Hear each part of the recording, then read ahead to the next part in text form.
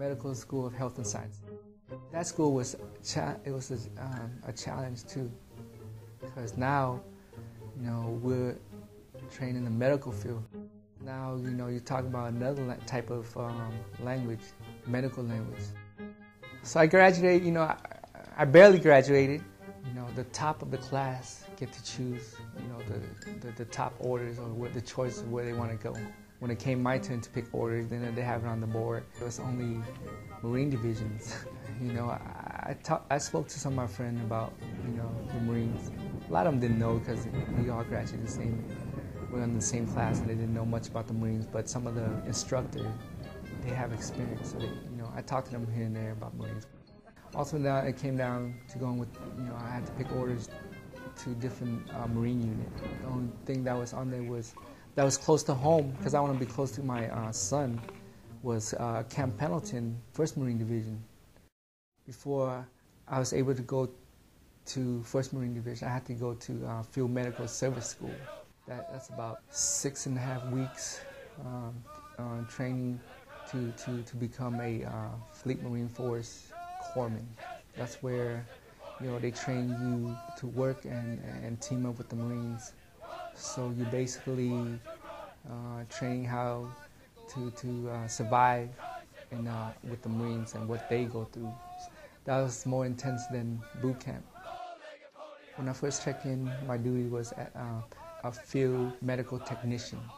Our job is to do triage, make sure we take care of the basic wounds when the Marine goes out to war or whatever it is, training. I had confidence that I can get the job done, but some of the stuff I had to learn because we didn't learn that in school. Now you're seeing, live patients, put in the IV. In school we did that on mannequins and we did on each other, but not much, But yes, the first time I did it with, a Marine, it was pretty challenging. From there, I just continue on, hit and miss here and there, but my confidence just got, better. I didn't know anything about deployments, and that's when, one of the chiefs and the OPO told us that we're getting ready for a UDP we were due to deploy to Okinawa for 6 months. So that's my first time flying out of the country. Since I left Vietnam and the Philippines. Part of the workup over there was to go on the big carrier. My first ship was the USS Bellewood, and that's my first time being a big Euro landing ship.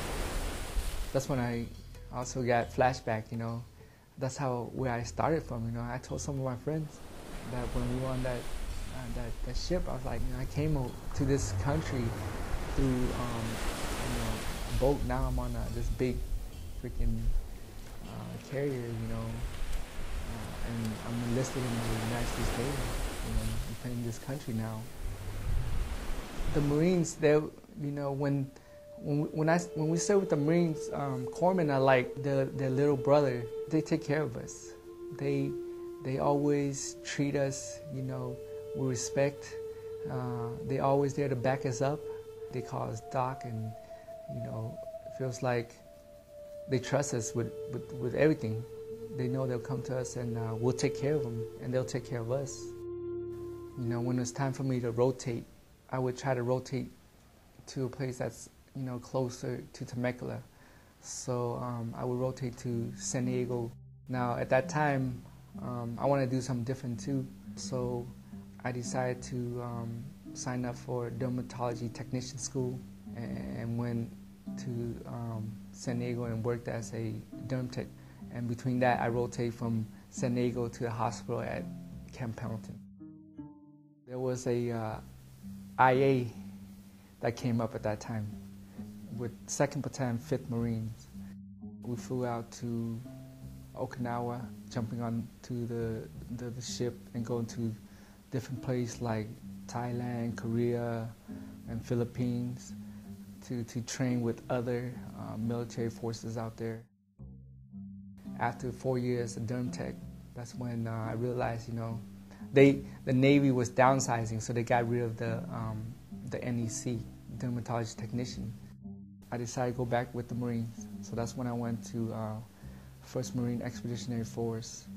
And once I got there, I was put up for the Command Advancement Program.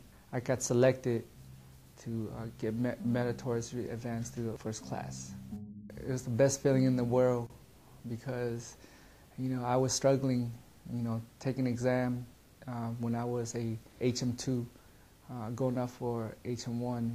I was so excited and, blessed that I had that opportunity.